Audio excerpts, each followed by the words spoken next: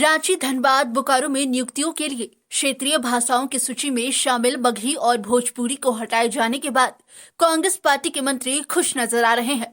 जहां मंत्रियों ने कहा कि जनता के हित में सरकार ने यह फैसला लिया है। पार्टी की इसमें जीत होने के सवाल पर ग्रामीण विकास मंत्री आलमगीर आलम ने कहा कि इसमें कोई जीत की बात नहीं है, बल्कि जनहित में कांग्रेस हमेशा काम करते रहे हैं और आगे भी काम करती रहेगी। हम जीत और हार की हम सौदा नहीं करते हैं। हम जनभावना का कदर करते हैं। लोगों को ऊंचाई को, लोगों का जो सुख सुविधा कैसे मिले, लोगों को सद्भाव कैसे बरकरार रहे और सरकार की योजना जो धरातल पर कैसे हो, इसी का बात हम लोग करते हैं और इसी का हम निरीक्षण करने के बराबर काम करते हैं। कौन फायदा में, कोई लाभ में है, किसकी जीत हुई, किसकी हार हुई, इसका समीक्षा हम नहीं करते हैं। और एक चुनाव के बाद जब 2024 में चुनाव होंगे तब समीक्षा करेंगे कि इसमें हमारा फलाफल क्या हुआ है। वही वित्त मंत्री डॉक्टर रामेश्वर राव ने कहा कि वह सरकार के साथ है। सरकार ने जो निर्णय लिया है वह सही है। उन्होंने कहा कि जनता की समस्याओं का समाधान करना सरकार का काम है और उसी के तहत मगही और भोजपुरी को बोकारो, धनबाद के क्षेत्रीय भाषाओं की सूची से हटाया गया है। फैसले के साथ मैं सरकार के साथ हूँ। मंत्री होने के नाते मैं सरकार के साथ हूँ। बस इससे आगे दूसरा सेंटेंस नहीं बोल पाऊंगा। तो ये तो फिर विवाद यहाँ से अब खत्म होगा या विवाद अब यहाँ से और बढ़ेगा? नहीं, बढ़ेगा नहीं। तब तो वैसे लोग भी सामने आएंगे ना जो भोजपुरी और मगही की नहीं आना चाहिए उनको। वो समझें, आज एक अखबार पढ़ लीजिए, यहाँ वो भाषाएं थी नहीं, पहले नया ढंग से ला दिया गया था, उसको विड्रॉ कर दिया गया, हटाया नहीं गया, विड्रॉ किया गया है। बात तो समझिए, अखबार पढ़ लीजिएगा आज का।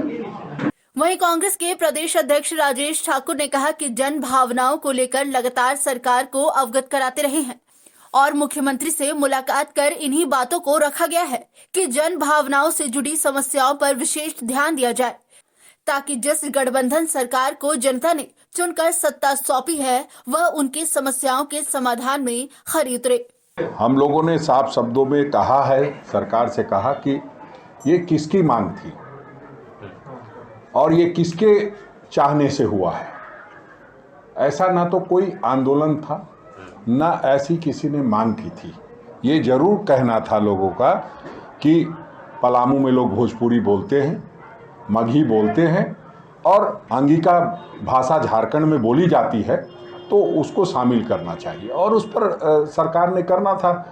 बीच में ये बातें आने लगी सामने कि धनबाद, बोकारो में ऐसे लोगों को चिन्हित करना चाहिए कि कौन लोग हैं जो झारखंड को इस तरह के विवाद में धकेलना चाहते हैं। हमारी सरकार है, बगैर हमें जानकारी के और इस तरह के फैसले हो जाएं, तो इस पर मुख्यमंत्री जी ने निर्णय लिया कि लगातार इस तरह की बातें हो रही थी और जो भी चीज़ें हैं, हमने स्पष्ट शब्दों में कहा है कि जो भी चीज़ है उस पर पहले चर्चा होनी चाहिए।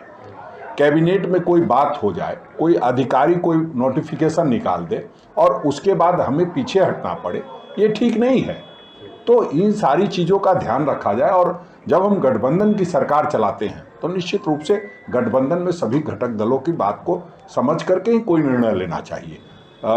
फिर जो मुख्यमंत्री जी को हमने कहा था कि इस पूरे उस पर विराम लगनी चाहिए और उन्होंने जो हटा करके भोजपुरी और मगही को, जहाँ तक उर्दू की बात कही गई है, तो उर्दू को शामिल नहीं किया, पहले से शामिल था।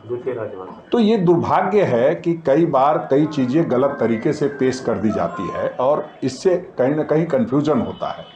तो इन सारी चीज़ों पर राज्य सरकार को रोक लगाने की ज़रूरत है और जब भी कोई निर्णय ले तो सभी लोगों को विश्वास में लेकर के होना चाहिए। किसी की भावना को, चाहे वो कोई भी व्यक्ति हो, चाहे वो भाषा भाषी हो नहीं हो, उनकी भावना को ठेस नहीं पहुंचनी चाहिए, उनकी भावनाओं का ख्याल रखा जाना चाहिए। हमने ये सरकार से कहा था कल। न्यूज विंग के लिए रांची से मनीष झा की report. Giridih is a small place and we have like very less facilities in terms of education and this kind of infrastructure.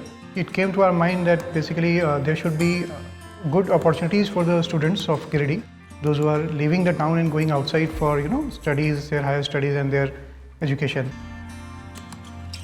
I wanted my son to start with the coding classes So I researched it online, I got through all the reviews and everything. Then I got in touch with the White Hat representatives, and I was very happy with the progress and all how he was doing. So then I thought that why not to implement it in our school so that all the students are able to learn, this thing. I started coding because we can make our thoughts real. We can interact with the computer. White Hat Junior is helping me to create a web browser.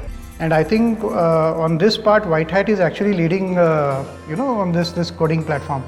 It is definitely a very good platform and one should implement in every school.